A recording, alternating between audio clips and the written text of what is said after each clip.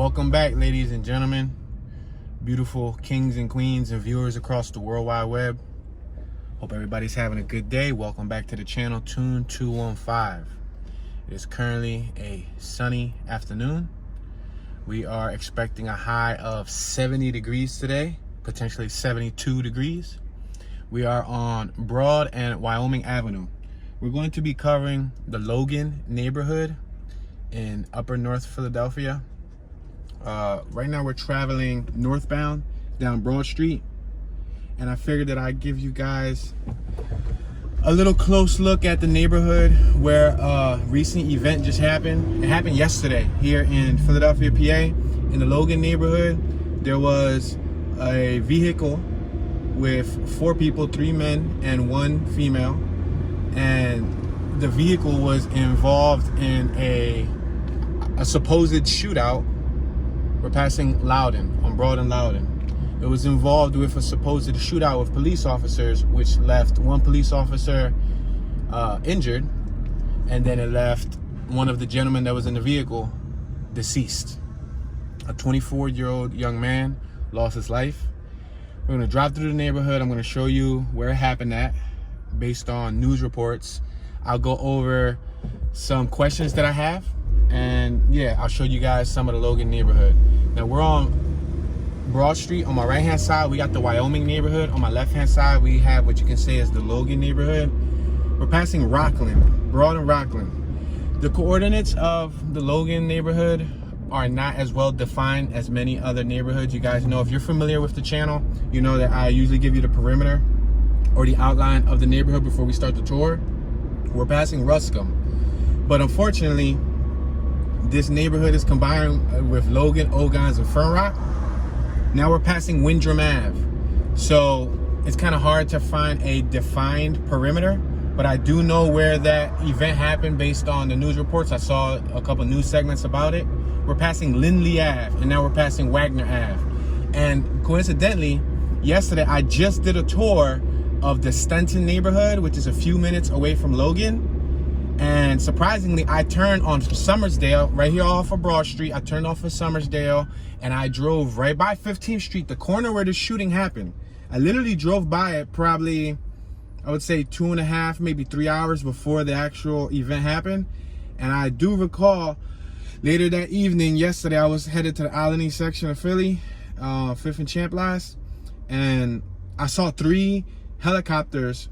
It looked like it was over the Broad Street area, which makes sense now, because Summersville is right off of where 15th and Summersville is at. That's right off of Broad Street. So I saw 3 helicopters were passing Duncannon Ave, and I knew something was odd. I said it either had to be a shooting, it had to be they're chasing dirt bikes, they're doing something like that.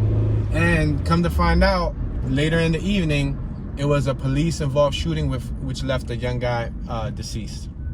So we're on Fisher and Broad. Now, if you're new to the channel, I'm going to periodically stop what I'm talking about just to identify where we're at. This is a touring travel segment. So what I like to do is to give new viewers who are not from Philadelphia an idea to know where we're at. I periodically talk about where we're traveling, northbound, southbound, westbound, eastbound, name the streets, name the 100 blocks. So please forgive me if I'm interrupting the story to tell you guys important information. Like, we're on Fisher Avenue right now. We're now approaching Somerville Ave. This is basically the area. It happened one minute away on my left hand side. We're about to make this left hand turn. This is the left hand turn that I made yesterday, and I remember turning here yesterday, and I looked over at the field, and there was I guess a females t-ball team playing, I don't know, catch or something. It was like 20 females playing catch, and I thought to myself, in my head, I saw them all wearing masks, and I'm like, wow, those young women got to be tired and hot, because you throwing the ball, you breathing into a hot mask. It was a sunny day yesterday too.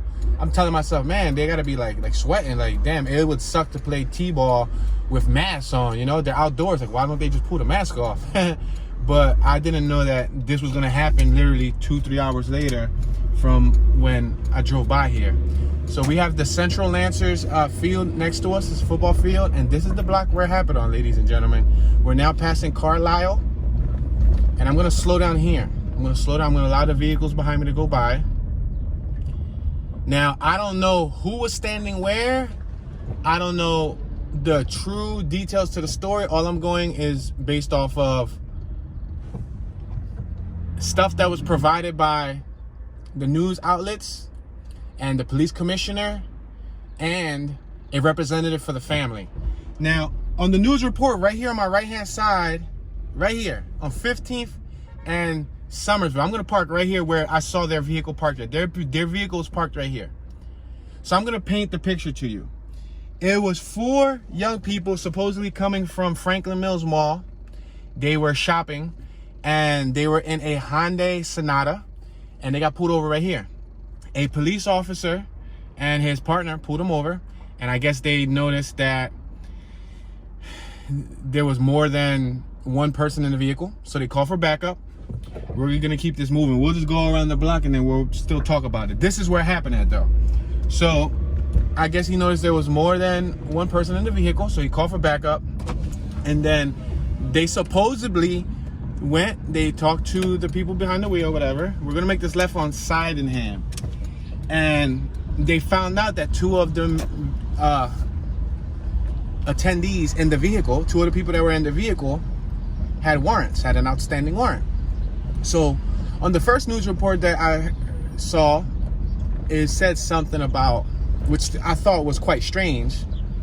There was a gentleman in the back seat with a firearm and he shot at the police officers. The police officer got shot in the foot and then they killed the man. So I was confused. I'm like, wow, like the dude is in the back seat of a vehicle. Why in the world, or how in the world, would you shoot a police officer in the foot if you're in the back of a vehicle? And out of all places to shoot a police officer, why the foot?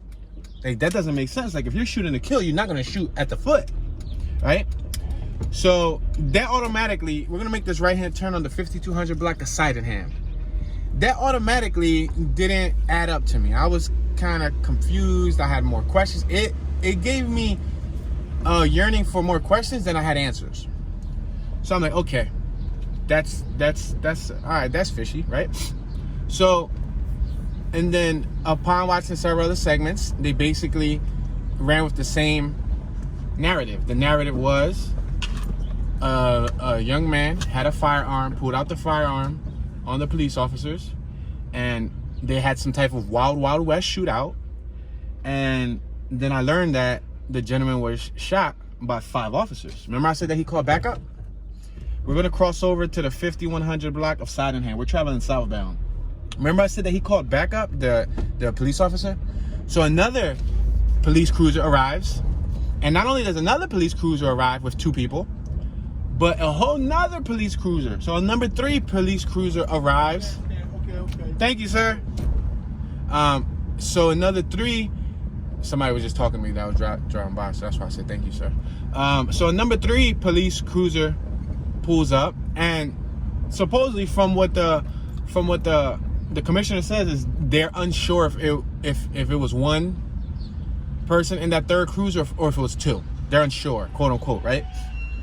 So we're on Lindley Ave. I'm gonna take it down 1 more block and then we'll make a left and then come up 15th Street. And when we top off at 15th Street on 15th in Summersville, that'll be back where the shooting happened with the police officer and the 24-year-old who lost his life.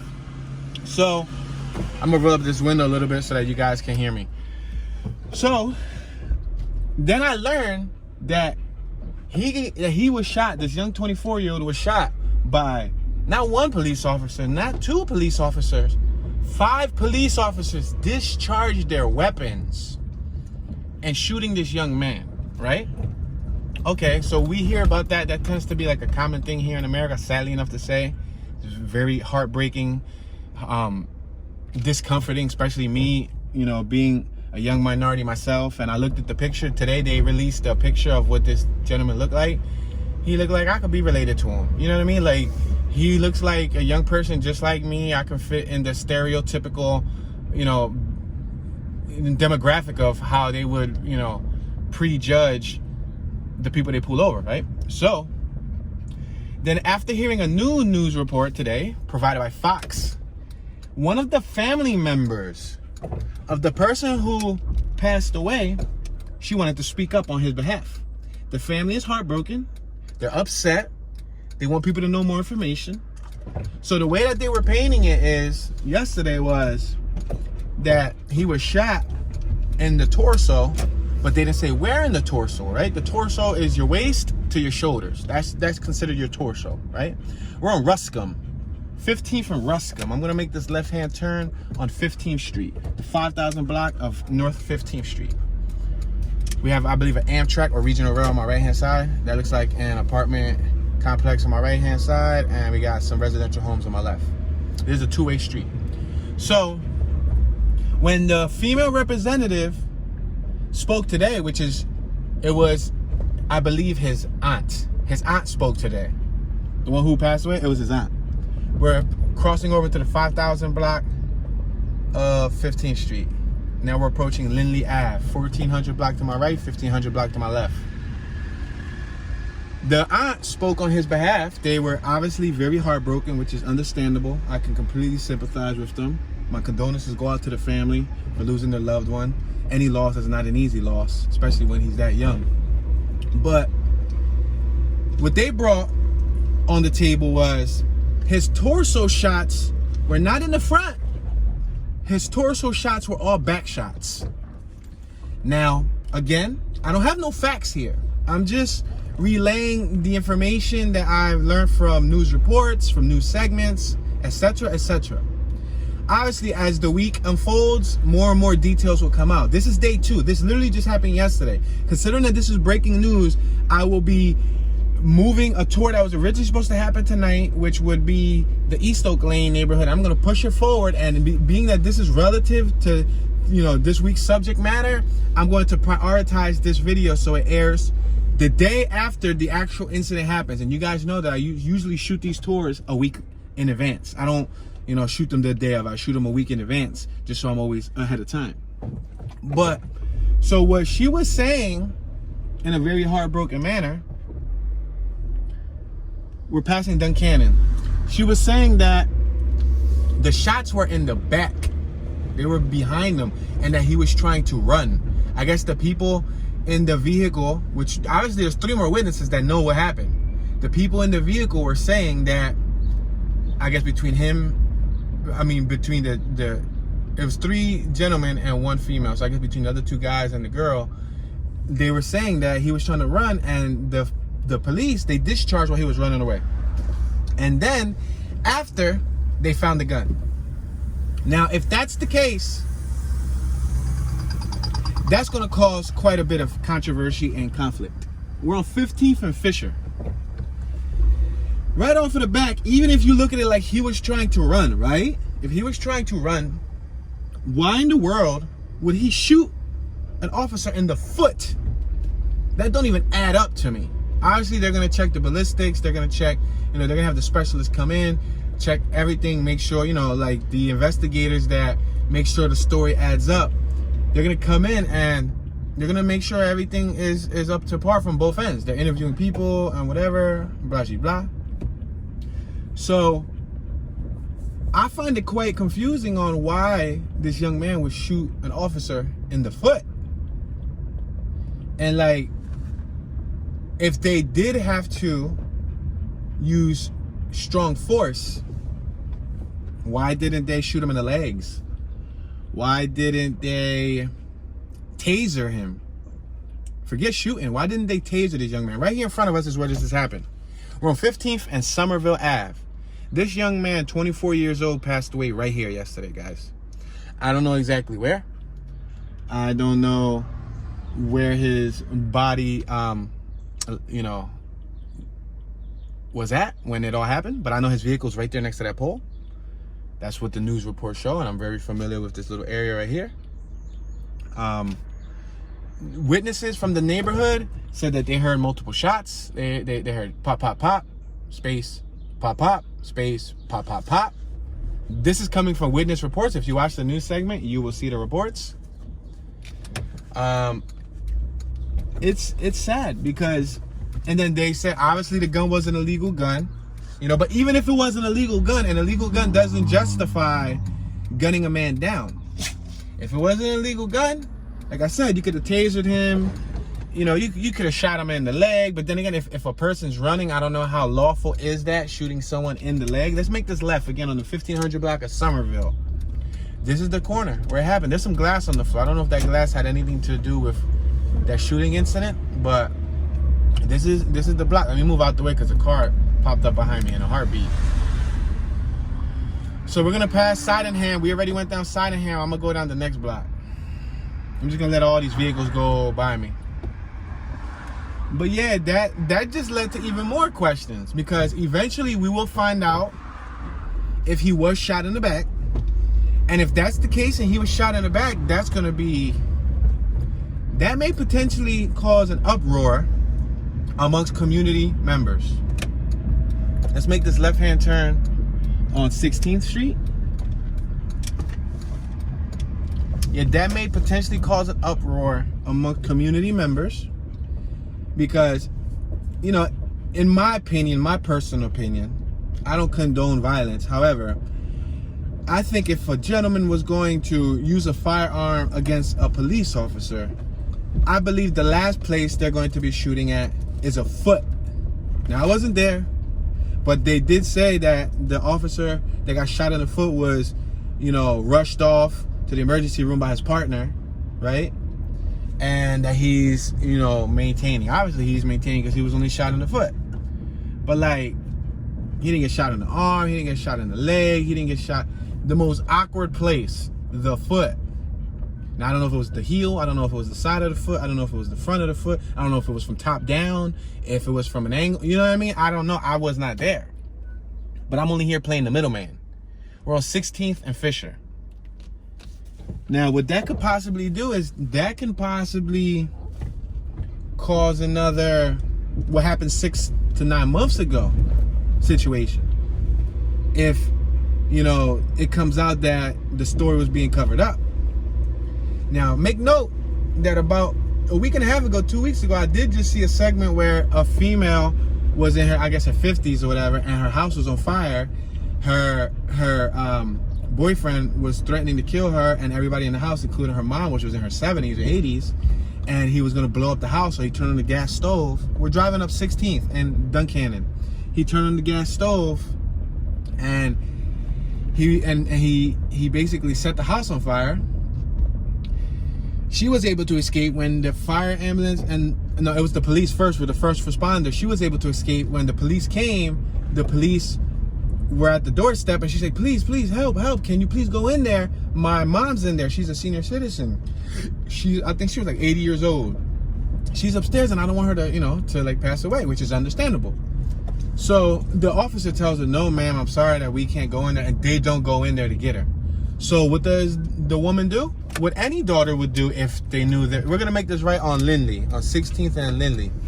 She does what any daughter would do if they find out that their mom is still inside of a burning building. She runs back into the burning building. We're passing Smedgley. She pulls the mom out. Then she brings the mom to the door. We're passing 17th and Lindley. And then she ends up, I guess, leaving the mom right there, like in the entrance of the property. And then the police officers then pull her down to safety. We're on Lindley and Ogons. I'm going to make this left on Ogons Avenue. You know, Ogons Avenue is shared by several other neighborhoods. All right, so we're passing Ashdale.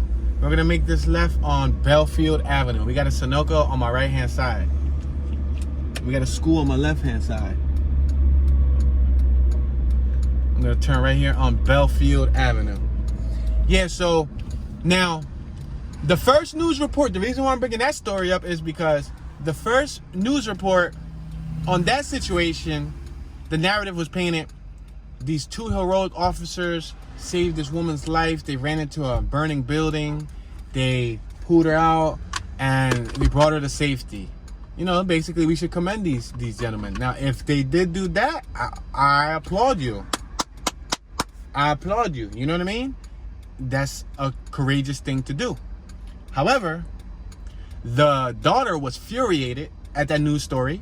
She contacted the news reporters herself and said that was not the story. And she basically explained what happened and how she had to go in and how she was distraught. She was disappointed. She was unhappy with the police officer's response. That if it wasn't for her, basically her mom would have lost her life.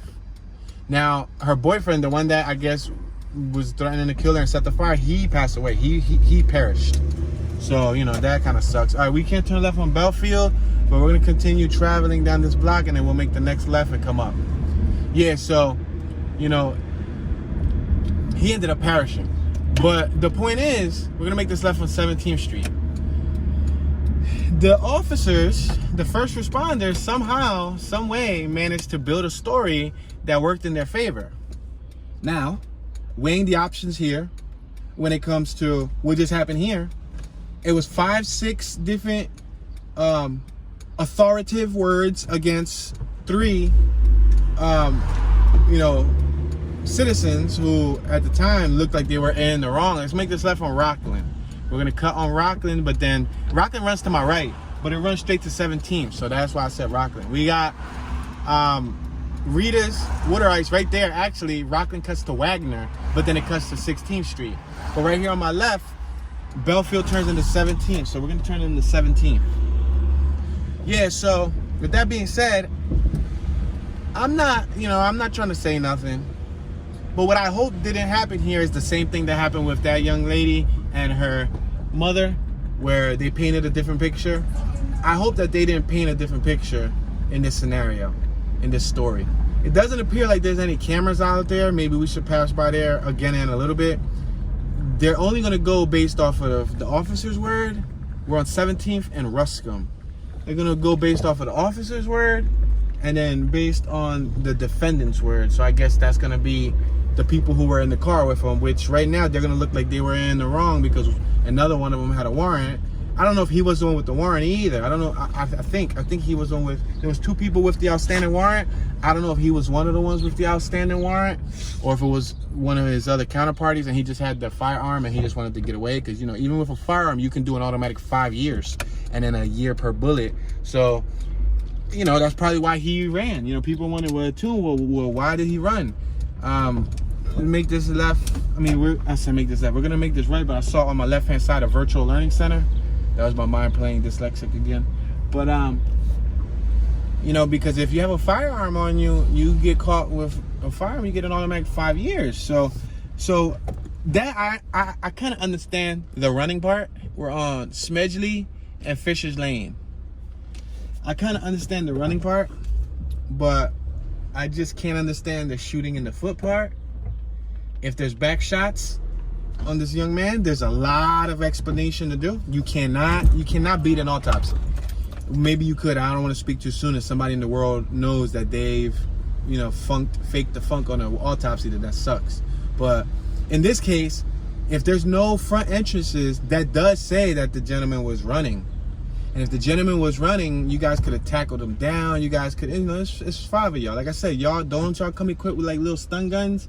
Like they need to like start removing like some of these firearms and give them a stun gun. They need to give one, you know, if there's 2 people on patrol, they need to give one of them a stun gun, give one of them a firearm. Have the veteran, the one who's more experienced, with the firearm. Have the newbie with the stun gun. You know what I mean?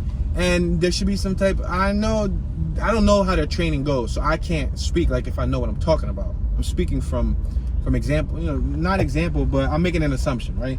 I'm making an educated guess, a hypothesis, right? So I don't see, like, you know, why, how, and then at the time of day, and then they said that they just came from Franklin Mills Mall, and the aunt wants to know, why were they pulled over to begin with? And in her eyes and her mind, we're on 15th Street. I can make a right, I can make a left. I'm gonna make this right, and then we'll end up working our way back up to 15th in Somersville, where that happened at. In her eyes, they were profiled, which again, I guess I can somewhat relate to, because I've been profiled for the earlier years of my. I'm sorry. Well, 15th from Ruscombe. I've been profiled from the earlier years of my life. I still get profiled to this day, just not as much.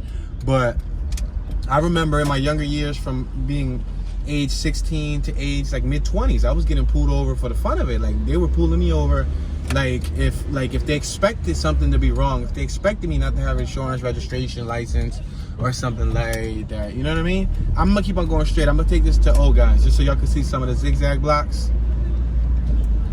We got Tejada grocery store on my left-hand side. We're on Ruscombe, 16th and Ruscombe. Yeah, so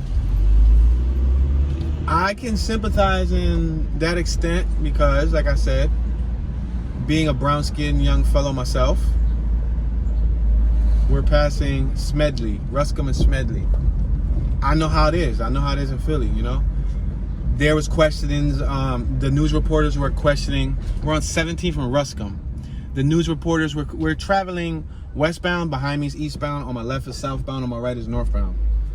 The news reporter was questioning, is it protocol? Is it normal protocol to have 2 officers come to a scene, yet alone 3 different units come to a scene? Like, what was the purpose of that?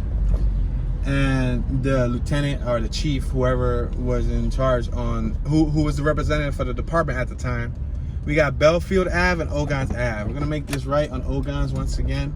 We're gonna start zigzagging where Somersville and all that was at. So they were saying, it's a normal protocol to have 2 police units come to a normal traffic stop. We have Ashdale Street on my left. The officer basically stated that in the event of a traffic stop, if there's a police officer nearby that's not doing nothing, that's, you know, not busy, they would tend to, you know, come to if they're in the location in the vicinity, they'll end up coming to where the pullover was at. We're on Lindley and Ogans. I'm gonna make this right on Lindley and take it to Broad, give or take, or I'll probably take it like 15th and then zigzag. Yeah, so they were saying that if they're in the area and if they get a call that there's been a traffic stop, they'll pull over just to show them some assistance. Passing 17th and Lindley. But what about that 3rd vehicle? You understand? What about the 3rd vehicular device? Now, we're passing Smedley. I personally can see how 2 young cops, especially if they're rookies, you know, see 4 people, and I don't know, I didn't take close attention. We're passing 16th and Lindley. I don't know if the Hyundai Sonata was tinted. If it was tinted, then I somewhat understand how they could have been intimidated, the police officers passing side in hand, because that's the reason why police don't want tint on vehicles. They want to be able to count how many heads are in the vehicles. They want to know who's in the vehicles. They want to see you before you see them. We're on 15th and Lindley. That's the truth. That's how they want it. They don't want you to have your vehicle tinted. That's why they give you tickets, especially out in the county and all that. Here in Philly, a lot of people get away with it, especially with like the limo tint. That's illegal. Anything below 20% is illegal. But somehow they still managed to pull it off and make it happen. Let's see. That looks like, yeah, that's a one-way. I'm not gonna go up, but I was definitely about to go up Carlisle Street. We're back on Broad Street, Lindley Avenue and Broad Street. I'm gonna make this left-hand turn. So yeah, so I can understand to an extent, you know, why they potentially could have called for backup of 1 vehicle. You know, 1 is fine, but to have 3 vehicles, that was probably overkill. Then, if the 2nd vehicle comes, there was no need for the 2nd, you know, vehicle worth of officers to come out of the vehicle. They could have just parked nearby for backup, right? Just thinking out loud, right? Let's make this left-hand turn on Broad Street, Lindley and Broad. This is the 5100 block of Broad. You got Ha-Ha's Market on my right-hand side. They got West Indian food, vegetables, seafood, and more. So yeah, I find that quite intriguing, you know, and I'm sure the story is going to continue to unfold. You know, they're going to end up holding whoever's responsible. You know, yes, he was in the wrong. He had a firearm. Okay. He had warrants, or somebody in the vehicle had warrants. Okay. I want to know the schematics and, you know, how the foot shot happened. And then, you know, was the gun found before the shooting? Was the gun found after the shooting? Like right now, we don't know. It's all speculation. That's why, in the beginning of this tour, I let you guys know we're passing Wagner Ave. What I'm saying is not based on facts, it's based on reports. And those reports have not been confirmed yet. The most solidified answer that I got so far was from the aunt. You would hope that the aunt, has some pretty solid information. The authorities, kind of questionable. Let's make this left-hand turn on Duncannon. That could be a questionable. We got Our Lady of Hope Roman Catholic Church on my right. That could be a questionable, statement that they left. But we're passing Carlisle. We got the 5100 on my left, the 5200 on my right. Could have went up Carlisle, which I should have. But matter of fact, I think that's exactly what I'm gonna do. I'm gonna go up Carlisle. I didn't go up Carlisle yet, so I'm gonna go straight, and then we're gonna make a U-turn at the corner and just come back up and go down Carlisle Street. We got Victor Grocery on my right-hand side. There's some children out there enjoying the sun. That's pretty cool. The parent was right there. Passing the 5200 block of Sydenham on my right, 5100 on my left. Because what that does is that builds a hostility and animosity towards law enforcement. And at the end of the day, I think I've said this before. We're on 16th and Duncannon. I don't know if you guys retained the information that I said before. You might be brand new to the channel, so you've never seen this today. Those officers are just regular people that are employed. They're employed. They're regular human beings. They got parents. They got kids. They got brothers, sisters, wives, spouses, husbands, etc., etc. And all they're trying to do is make a living, right? But with that being said, because of these type of incidents that keep happening on a countrywide basis, traditional everyday pullovers become more and more tense.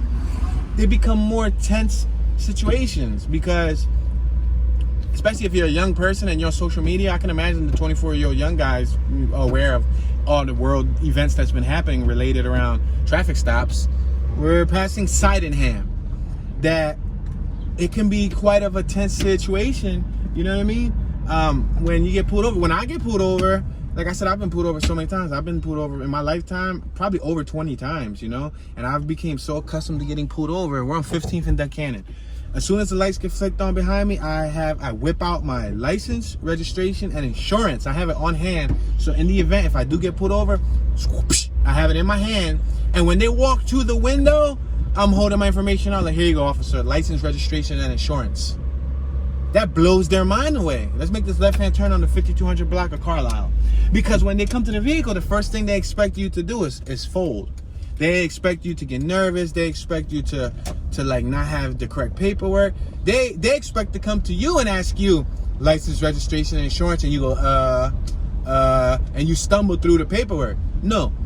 Out of the 20 plus times that I've been pulled over in my lifetime, after like the 8th, 9th, 10th time, I got hip to what they're already going to ask me, so I already know.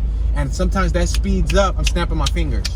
Sometimes that speeds up. This is a red brickstone road. Notice that? It's a really nice little, it has that historical feel to it, although it's not friendly to the suspension, so I don't like it. It's nice from a visible standpoint. It looks nice. The street with the bricks, it looks nice.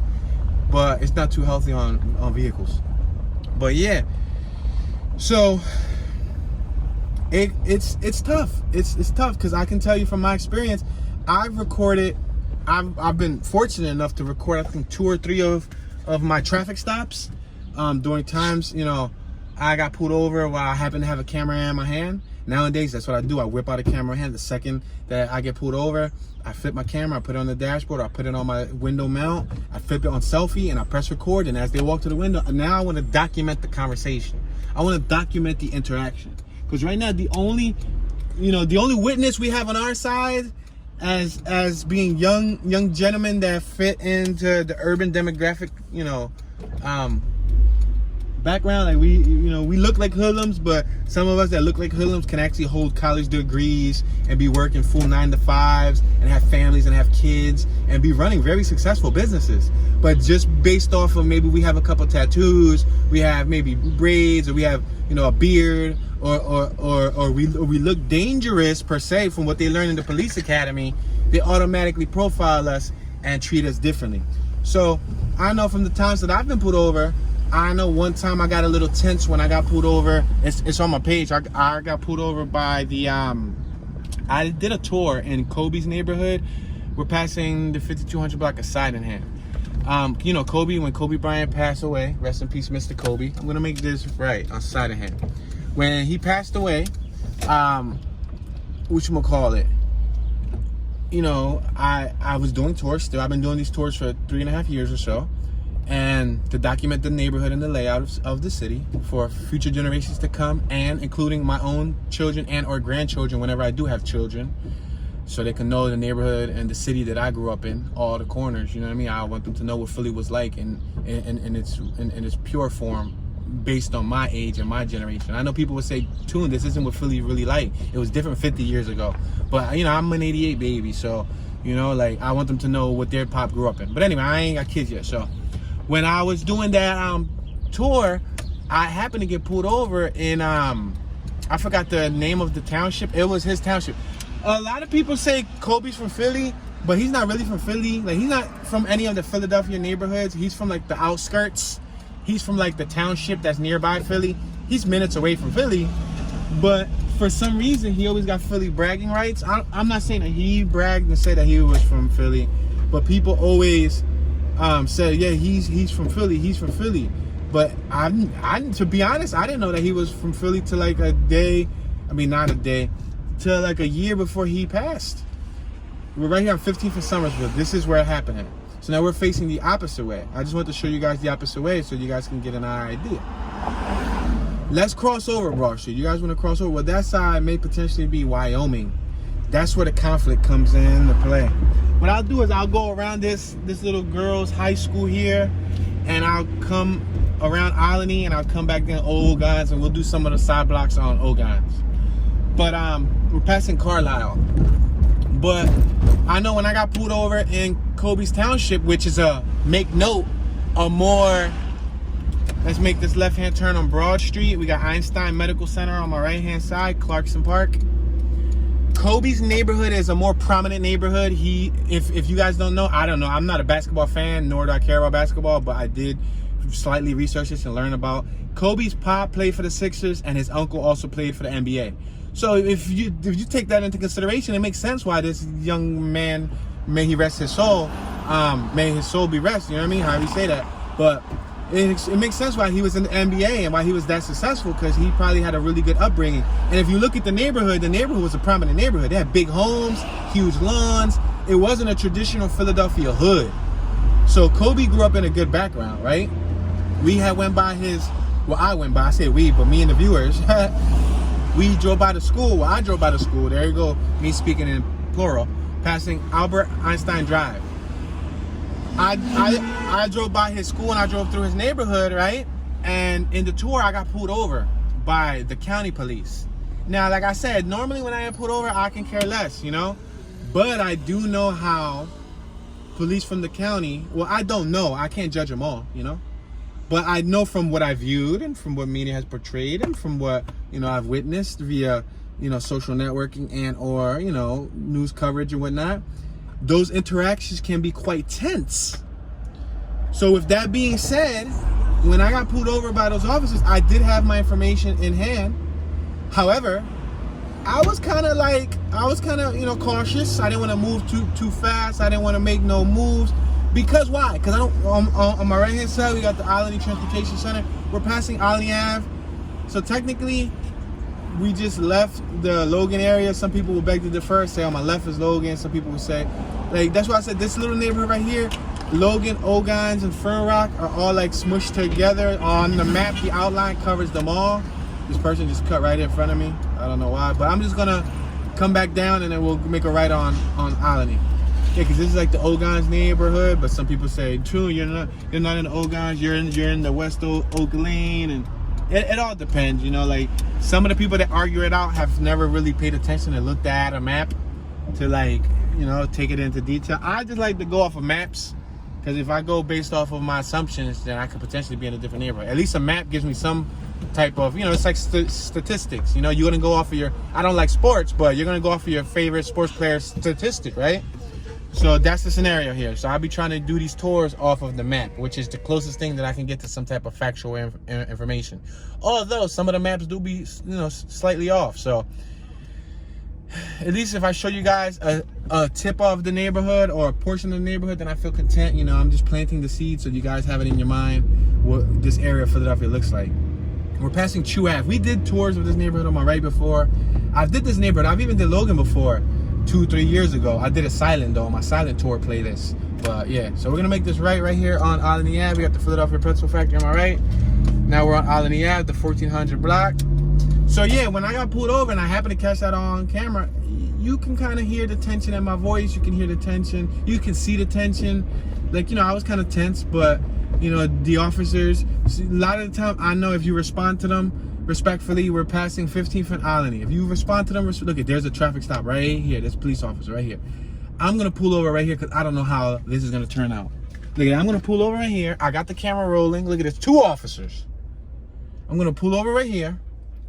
And I'm just going to see what's going to happen. Because you never know if another situation like yesterday unfolds. You never know. I don't want to be around a shooting because, you know, bullets fly fast. They would travel 1,100 feet per second. But this is an example. This is actually, guys, on the opposite avenue. On my left-hand side is where the field was at. So from Somersville to Olney, this is 1 block away. Look, another police pullover with 2 police officers. Now, I don't know if they're pulling somebody over or if they're responding to a call. So I could be just wasting my time here. But let's stay here for 2 minutes and briefly talk. But yeah, so, you know, I know when you respond to them respectfully, you provide all the information needed, you answer all the questions, you know, the traffic stop usually goes smooth, you know. I know, like, when I do what I do, when I tell y'all, I say, when they walk to the window, I have my license, registration, and insurance in hand. I guess it makes them tight. Tight is like slang for like sick to the stomach, you know, because they don't expect that. So you know what they tell me? They tell me, well, do you know why I pulled you over for? I was like, nah, officer, just tell me why you pull me over, bro. Like, let's get this over with. Write me my ticket, do something, run my info. If not, leave me alone. I'm out. Yeah, so the officers right now are on the intersection of Olney and Sydenham. Yeah, so, you know, I can pull off from here, go around the corner, and a whole nother round 2 of what happened yesterday could happen. I don't know, you know what I mean? But there's not always somebody around at all times with a camera rolling, you know? And technically, honestly, the camera is their worst enemy. And I don't want to, how do I put this? I don't want to assume that all officers are horrible. I don't want to assume that all officers are bad and out there with an intent to kill, with a malicious demeanor or attitude. You know, some officers can be buttholes. You know, and I would love, matter of fact, I can say ass is enough. Ass is in the dictionary. You know, donkey is an ass. There's a lot of officers that can be assholes. There's some officers that can be down to earth and pretty chill. You know why? Because they're just human beings. That's all they are, you know? All right, guys. I'm sorry about the interruption, but the camera overheated because it's in direct sunlight. It's probably been like 3 or 4 minutes since it just overheated. I had to turn on the air conditioner. I had to let it cool down some, but you guys didn't really miss much. They're still over there at that traffic stop. But like I was saying briefly, some officers can be tough. Some officers can be cool. There was a segment recently where a police officer, I forgot what county it was, a different small town in the US, but he bought some youngster some sneakers that were like basketball sneaks, popular sneaks. It looks like they're about to give somebody a ticket. And that's a young brother with tattoos all over his face. Wow. I hope that buddy goes out well, man. 16th and Olney. Yup. He had tattoos all over his face, and he was by himself. So my prayers go out to him. I hope he makes it home safe. But yeah, there was just an incident where we're on Ogans, Olney and Ogans. I'm gonna make this left on Ogans, where an officer who plays basketball in the neighborhood with the youngsters bought a young kid a pair of, I forgot the name of the sneaks. They weren't the LeBrons, they were something else. There was some popular basketball sneak or whatever, but that wasn't even the kid's favorite basketball player, the sneakers that the cop bought him. But the kid appreciated it so much, and the kid loves how the officer plays. So that's an example of how sometimes officers, you know, the kid plays basketball with the officer. The officer in uniform plays ball with him and everything. Like, you know, sometimes they are real nice people, you know, but sometimes you can run across the wrong one, and that's the problem. Let's make this left-hand turn right here on Olney Avenue. You got Central High School on my right-hand side. Central High School. So if you guys hear wind, I'm sorry. It's because I have to leave the air conditioner on just so we can get some cool air in here, because the camera is on a mount connected to the window and the sun is shining on the window. And if you think about it, we're passing Widener driveway. If you think about it, that's like a magnifying glass. You know how when you put a magnifying glass in the sun, what does it do? It heats up whatever's under it and overheats it. Well, the camera's in the direct sunlight and it overheated on the 42-minute mark. So although I don't like to cut these tours, I gotta do it. You know, I had to continue it. I didn't want to just cancel the tour at 42 minutes and you guys think something abruptly happened. And this literally just happened to me on the Fern Rock tour. I did a Fern Rock tour. It has not come out yet. By the time you guys are seeing this, you guys haven't seen the Fern Rock tour either. The Fern Rock tour, the same thing happened on the 42-minute mark. Oh no, BS, on the 40-minute mark, it cut abruptly because it said camera overheated, and then it had a thermometer and it needed to be cooled down. So that's the downside, guys, about being in the summer. I hope I don't have that problem often in the summer, because that's gonna blow. That's gonna bite. We're passing Fisher. If, you know, I can't do the hour tours as smoothly as I could in the winter, because the sun's gonna toast the camera, you know what I mean? There's a battery in the camera. You know, batteries do what in the heat? The batteries explode. So I definitely don't want my camera exploding. I don't want my camera exploding, but yeah, guys, so that's the scenario, man. The only advice that I can give people who get pulled over is from somebody who's been pulled over plenty of times. And if you're a young male and or minority that get pulled over in the hood, you can take it from, because I'm born and raised in North Philly, around the Badlands. I'm gonna make this right on Lindley, and I can tell you from my experience, when you get pulled over, have your paperwork near hand. Have it on the side compartment. We're passing LaSalle University on my right. Have it on the side, you know, door compartment. Have it in like your center console. Have it on your visor. Have your registration, insurance, and we're near the Worcester neighborhood, ladies and gentlemen, near the Worcester neighborhood. I'm just letting you guys know. I'm gonna make this left-hand turn on Belfield, and it will zigzag through these blocks. We're on Logan. Lindley turns over to Logan Street right in front of us. So you can say we're on Logan, but even though we're on Lindley Ave, on the next block it turns to Logan Street. But we're not gonna go through Logan Street. We're gonna make this left on Belfield Ave. Here's my advice if you get pulled over. And this might help anyone, female, old lady, man, woman, any driver in America. Just take these thoughts into consideration. You ready? In order to make your traffic stop go a lot more smoothly, have your paperwork on hand. You know, and if you want to go the extra mile, have a photocopy of your driver's license in the visor too. It could be a gigantic, big, colorful photocopy, laminated. Have it on hand just in case you don't want to reach in your wallet. But have everything on hand. When they come to the window, have that in your hand. You could be ready to hand it over to them. License, registration, and insurance officer, right? When you speak to the officer, speak to them. Don't give them an attitude. Don't talk to them rudely.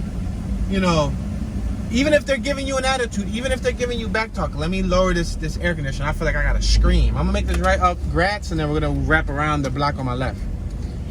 Even if they're giving you an attitude, which has happened to me before, and they talk to you cocky and they try to abuse their authority, speak to them respectfully. Karma comes around tenfold. So they'll treat you like crap, but they'll get it back in the future. You know, respond, sir, ma'am, yes, no. Clear, concise answers, and don't say too much. Only answer what they ask you. You understand? If you think you're in the wrong and you think you're gonna go into some deep stuff and get into trouble, then wait till you have an attorney around, you know, which sucks that you got to go through that extent. But if you're into a mess, you know, and you know you got something in the vehicle you're not supposed to, then yeah, then that's going to be a bad traffic stop for you. But as long as, you know, you speak to them respectfully, firmly, the key is firm. Don't and I stutter. I have a speech impediment. Y'all may not be able to hear it now, but I've been stuttering my whole life. It comes on and off, especially when I'm off the camera. When I'm on the camera, I try my hardest not to stutter. Like, I've kind of mastered it over the last couple months to sound like I don't stutter when I'm on the camera, even though in a lot of my tours, you'll still hear stutters. But off the camera, I stutter more. But when I talk to a cop, I do my best not stutter. Clear, concise responses. Speak firmly. Don't speak unless spoken to. Provide license, registration, and insurance. And with that being said, that's all you need for a traffic stop. As long as you're not intoxicated, as long as you don't smell like Mary Jane, because you're not supposed to be operating a vehicle under the influence of any substance, including Mary Jane or any medical prescriptions and or alcohol. That's still a DUI. That's driving under the influence of a mind-altering substance. Let's make this left-hand turn on Ogans Ave. We're back on the 5000 block of Ogans Ave. I'm gonna make this left turn right here on Ashdale so y'all can see Ashdale. I'm gonna turn this air conditioner up a little bit because I definitely don't want this camera to overheat once again. We're turning left on the 1800 block of West Ashdale. But yeah, so, you know, just be respectful, man, and just remember, at the end of the day, they're human beings. They want to go home to their family, to their loved ones. They're getting paid to clock in, to clock out. The only difference is they got a badge and you don't. To me, I consider that like a legal gang, like a government gang, because they're getting paid to walk around with guns. They got bulletproof vests. They got cars at their disposal. They got, like, literally, have you ever noticed, if you mess with one cop, they can call 100 cops in a heartbeat? Because it's like a gang. It's like, if you're messing with a gang, you must, let's make up a gang, because I'm not going to talk about no gang in specific. We're next to the Shell House Seafood Inc., right there across the street on 5040 Belfield Ave. Let's say the gang is called the Shell House Gang. You mess with one of the members from the Shell House Gang, all the Shell House member got to do is pick up his Shell phone. Get it? Shell phone. You don't get it? No, I gotta rewrite that joke. Anyway, all he gotta do is pick up his cell phone, and we're on Lindley, back on Lindley. Logan was behind me. All he gotta do is pick up his cell phone, call, you know, the other, you know, Shell House gang members, and they come in squads, right?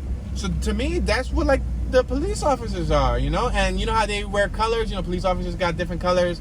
They wear, I mean, not police officers, gangs got different colors: red, blue, yellow, purple, orange. I don't know all the gang colors in the world, but I'm assuming, you know, a lot of gangs rep different colors. Police, what do they wear? At least here in Philadelphia, they wear like a blue, like a royalish blue or something. So, like, you know what I mean? Like, you know, just know that, you know, it sucks, because there was a saying that was once said a few months ago. It's sad that I gotta feel unsafe with the people who are meant to protect me. It's a saying, something like that. I forgot the way the saying goes, but you know, I mean, and not everybody's gonna understand what I'm talking about. No offense to the people who don't know what I'm talking about, because there's gonna be people who don't go through this. There's gonna be people who've never experienced a tight situation when getting pulled over. There's gonna be people who don't believe in this. There's gonna be people who's gonna frown upon what I'm saying and say, "Tune, that's all in your imagination." But you have to be in my shoes and or our shoes to understand what it feels like passing Sydenham. Now, there's been cases where I get pulled over by a minority officer, and I feel a little bit better. You know, if I get pulled over by an African American officer or a Spanish officer. We're on 15th and Lindley. I'm just gonna cross over, and we'll just cross over to the next half, which might be a little bit of Wyoming neighborhood, which I'll probably cover right after this, just cause I'm feeling generous. But we're passing Carlisle Street. But yeah, you know what I mean? Like, but when I get pulled over by, you know, some Caucasian young fellows, and they ain't all Caucasian, because some of the Caucasian officers be like cool too. Like, they be chilling. Like, if they've been on the force for a long time and they done seen it all, and they can sense your demeanor, and the second I start talking and I start kicking lingo, like, yes sir, no problem, sir, sure, no problem, yes buddy, yeah, I was on my way to the library and I have to return this overdue library book. Then they're like, all right, cool, let me just let this little Vato Loco homie just, like, you know, return his library book. But, you know, some of them, I don't know, they be talking to me crazy, and it's like, man, it's crazy. But that's how it is, guys. So this is going to be something that's going to be unraveling. I'm interested in knowing more. Let me lower this air conditioner, because I feel like I got to scream. I mean, I talk loud and I project my voice, but I feel like since that air conditioner been on, Like, I've been having to scream. Let me put the air conditioner on the windshield. That'll be smart, right? No, it doesn't seem like it's as effective. I feel like that wasn't that effective. But oh, let me point the vents up to the camera, right? That's smart. Point the air conditioner vents up to the camera. I'm out here getting the luxurious cold air. I'm getting this air, feeling like I'm in like a ice box. But the main thing that is important here is that the camera doesn't overheat. We're crossing Old York Road and Olney Ave. But yeah, guys, so it's a tough situation, you know. Let's make this left-hand turn on Windrum Avenue. Yeah, it's a tough situation because, you know, we're what, 100, 200 years later since we got Just Right Caribbean food on my right-hand side, and we got Shop and Carry Pharmacy and Grocery on my right-hand side. Passing 13th and Windrum. You know, it's said that, you know, roughly it's been a little over 60 or so, 70 or so years since racism was heavy. It's been over what? When was slavery abolished? Was it 200 years ago? I'm uncertain, but some people beg to differ and say it still goes on today. We're passing the 5100 block of Kamak. But it's sad to think that we still live in an era where the complexion of the skin is important. To me, it's not important. I don't care what complexion you are. If you're peach, let's make this right on Duncannon. I don't care if you're peach, if you're dark chocolate, if you're caramel. I don't care what your complexion is. As long as you're a cool human being and you're respectful and you're cool and you have a good heart and a good spirit, I can vibe out with you. It really doesn't matter to me what you look like. I can vibe out with a 70-year-old Caucasian gentleman. I can vibe out with a 70-year-old African-American gentleman. I can vibe out with a 70-year-old Asian gentleman. I could vibe out with 20-year-old, you know, people from all different walks of life. It doesn't matter to me. You know what I mean? I don't judge you based on your skin. I judge you based on your character. And at the end of the day, it ain't even my position to be judging a fellow human being. You know what I mean? It's not up to me to judge any other person, although people in this day and age still judge everyone, including myself. They'll watch these videos, they'll watch one of the tours, they'll judge me based on one tour. Not knowing that I had a whole life done lived. I've been through ups, through downs, through trials and tribulations, through struggles, through years of employment, through years of education, through years of a variety of things, both good and bad, and they'll watch one tour, boom, there you go. You didn't even bother stopping. Thanks, Porsche, with the racing stripe. I don't know why you got a racing stripe on that, bro, and some 20-inch chrome rims, but to each his own. Those are like 22s. But yeah, so yeah, man, it's tough. It's heartbreaking, you know. And the thing is that our younger generations are growing up in it, where now you got the kids that are afraid, and the kids are afraid of quote unquote the popo. Like, you know what I mean? Like, kids will get tense. Like, there'll be kids that'll run and hide when they see the cops. Like, there's no reason, kids, for you guys to run and hide. You guys are supposed to feel safe. We're at 12th and Rockland. You know, you're supposed to feel safe. The goal is to feel safe. But a lot of the time, go ahead, buddy. You on a supermoto? I ride one of them too. Supermoto gang, fellow supermoto rider. But like, yeah, you know what I mean? Like, it's tough, man. It's tough, and I think only the minority is gonna be able to sympathize with me, or maybe the ethnic whites or Europeans or Caucasians, whatever you want to call yourself, the whatever you want to call yourself. The only ones in that category that'll be able to understand and sympathize are the ones who grew up in the hood too.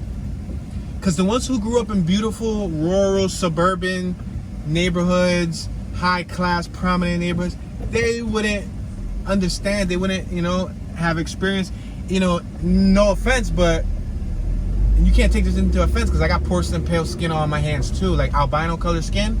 But if you're an albino or if you're a porcelain peach, I don't say anyone's white, that's just my personal opinion. I don't even like to talk about race, but at the end of this video, the title somehow, sadly enough, is going to find some way to revolve itself back around race. People are going to say Democrats, Republicans, they're going to say liberals, conservatives, they're going to say, I'm sorry to say this, blacks, whites, or like my homie Reckless Life from New Jersey, Camden, New Jersey, shout out to Rec.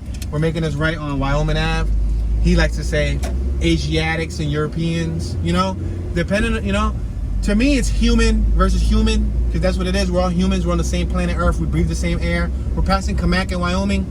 You know, like, you guys tend to hear me giggle and goof in a lot of these tours. We're on 13th in Wyoming, and that's because I choose to play a lighter character. You know, but when it comes down to a serious subject matter, there's you know, certain truths that can't be sugar-coated. I'm gonna turn off the air for this one. When it comes down to a serious subject matter, sometimes there's certain truths that can't be sugar-coated. I'm gonna turn on the air conditioner because I'm starting to get hot. We're on Wyoming and Old York Road, but at the end of the day, the universe has saw what happened yesterday to that young man. My prayers go out to his mother, to his father, to his brothers, to his sisters, if he had any children, to his girlfriend, to his cousins, to anybody who he's affected in his life in a positive way that are now mourning and feeling a loss. You know, when I saw his face, he looks like he could be mixed of Latin culture, so he could be like, unless he's all African American and just a light-skinned African American brother. But I think his last name was Spanish too. It sounded Spanish. So who knows if maybe he was mixed with, like, I don't know, he looked like he could be Puerto Rican and African American or something. We're on Wyoming and Broad Street. But like I said, it looked like I could be related to him. You know what I mean? And that's the scenario. And sometimes this stuff hits home. We're passing Burger King. You know? Sometimes these topics hit home and it's rough. Let's make this right on the 4700 block of Carlisle. Yeah, it's rough, man. It's really rough, and it's a touchy topic. Most people don't like to touch on this topic, including myself. I do my best to keep my opinions. I'm gonna lower this for the last. I'm gonna run on the windows. I do my best to keep my opinions to myself on this type of subject matter, because it can be quite offensive, controversial, disturbing. It can really stir up the wrong feathers, and I don't want to, you know what I mean, categorize myself in a particular group, but it is what it is. You know, this is the end of the tour, guys. We've reached our 1 hour mark. Please forgive me for today's short interruption. Also, I do apologize about the harsh subject matter. You know, I just want to say I am sorry if I offended anyone. Again, I sent my condolences out to the family, but please, you know, don't find this video offensive. This is just me being a lifelong resident of Philly, being a youngster myself. You know, I'm 32 years young, but I was 24 once, and I've been in those shoes where I got pulled over. This is just me simply asking general questions. I'm not taking no one's side. I'm playing neutral. I somewhat understand both sides. I wish it would have went different. I wish this young man would have still been living. I wish I didn't have to make this Logan video and talk about this man. But if I drove through Logan and didn't talk about this man, then that's me just brushing something under the rug that happens on a day-to-day basis across the USA. So, please show some love, share your thoughts, share your comments, share any knowledge you have about this neighborhood that you want other viewers across the World Wide Web to see when they read the comment section. As always, please hit that thumbs up button, show some love. Sharing is caring, so if you want to share this video on a social network and or with a friend or family member, that would be greatly appreciated. That's one of the best donations that you can make. Sharing is caring. You can text the link via text message, send it in an email, or post it on your timeline.